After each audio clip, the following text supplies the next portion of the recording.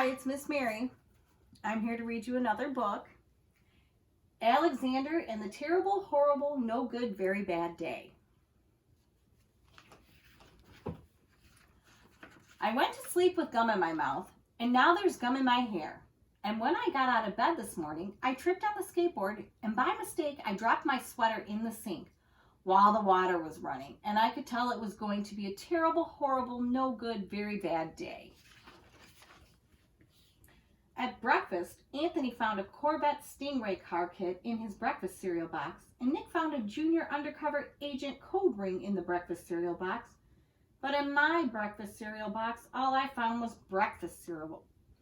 I think I'll move to Australia. In the carpool, Mrs. Gibson let Becky have a seat by the window. Audrey and Elliot got seats by the window too. I said I was being scrunched. I said I was being smushed.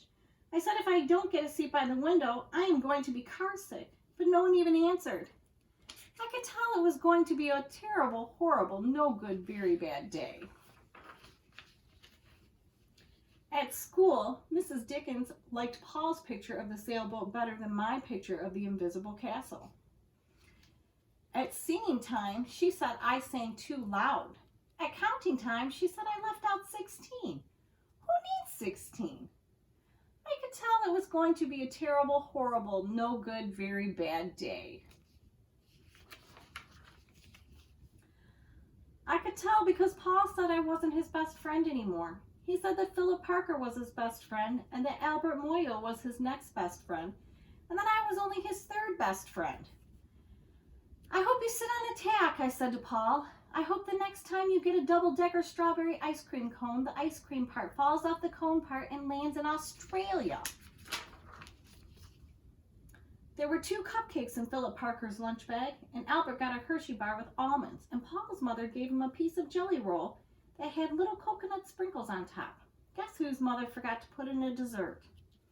It was a terrible, horrible, no good, very bad day. That's what it was, because after school, my mom took us all to the dentist, and Dr. Fields found a cavity just in me. Come back next week, and I'll fix it, said Dr. Fields. Next week, I said, I'm going to Australia.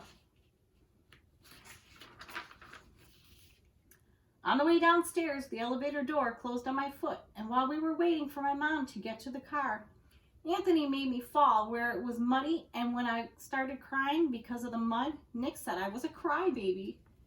And while I was punching Nick for saying crybaby, my mom came back with the car and scolded me for being muddy and fighting. I'm having a terrible, horrible, no good, very bad day. I told everybody. No one even answered.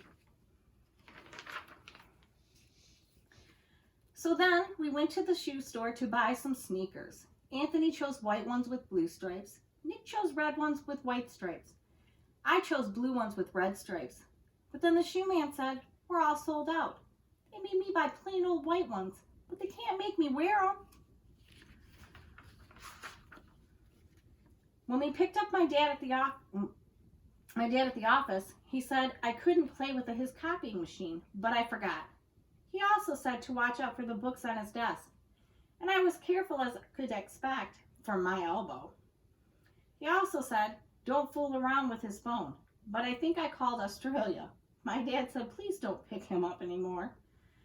It was a terrible, horrible, no good, very bad day. There was lima beans for dinner, and I hate limas.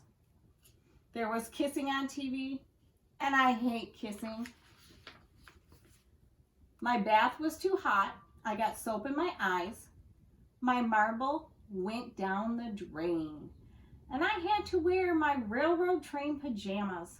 I hate railroad train pajamas. When I went to bed, Nick took back the pillow he said I could keep, and the Mickey Mouse nightlight burned out, and I bit my tongue. The cat wants to sleep with Anthony, not with me. It has been a terrible, horrible, no good, very bad day. My mom says some days are just like that. Even in Australia. Well, I hope you enjoyed that book. Hope you guys are having a great day. Hopefully we'll see you soon. Bye.